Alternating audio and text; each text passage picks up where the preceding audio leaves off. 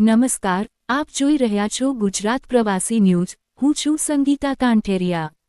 ખેડૂતોના મુદ્દે રાજ્યમાં રાજકીય ગરમાવો જોવા મળી રહ્યો છે। પ્રદેશ ભાજપાના મુખ્ય પ્રવક્તા ડો. અનિલ પટેલે કોંગ્રેસ પર ખેડૂતોના નામે રાજકારણ કરવાનો આરોપ લગાવ્યો છે।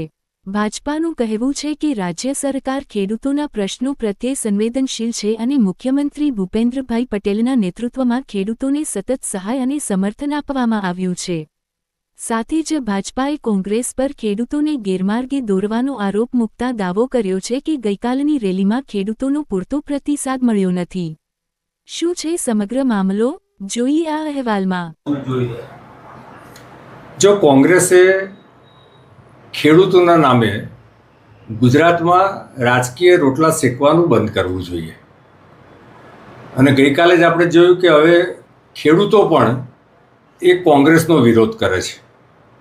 સવાલ કોંગ્રેસ અથવા તો બીજી પાર્ટી કોણ કોની બી ને કોણ કોની સી છે એ લોકોએ નક્કી કરવાનું છે, પરંતુ ગુજરાતમાં માનનીય મુખ્યમંત્રી શ્રી ભૂપેન્દ્રભાઈ અને એમની સરકાર એ ખેડૂતો માટે ખૂબ જ સંવેદનશીલ છે અને ભૂપેન્દ્રભાઈ કોઈ પણ સમસ્યા હોય એનું સમાધાન એ શોધી લાવે છે અને ખેડૂતો માટે વ્યક્તિગત રીતે આપણે જોયું છે કે એમની લાગણી હકારાત્મક છે। ભૂતકાળમાં પણ અનેક પેકેજીસ દ્વારા ખેડૂતોને એમની માગણી અને એમની લાગણી કરતાં પણ વધારે સહાય માનનીય મુખ્યમંત્રી શ્રી ભૂપેન્દ્રભાઈએ આપી છે।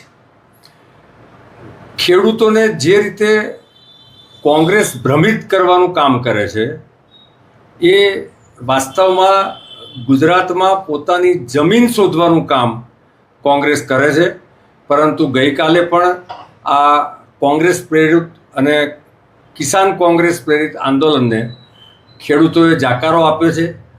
ગુજરાતના મોટાભાગના ખેડૂતોએ આ આંદોલન સાથે પોતાની જાતને દૂર રાખી છે અને જોડાયા નથી।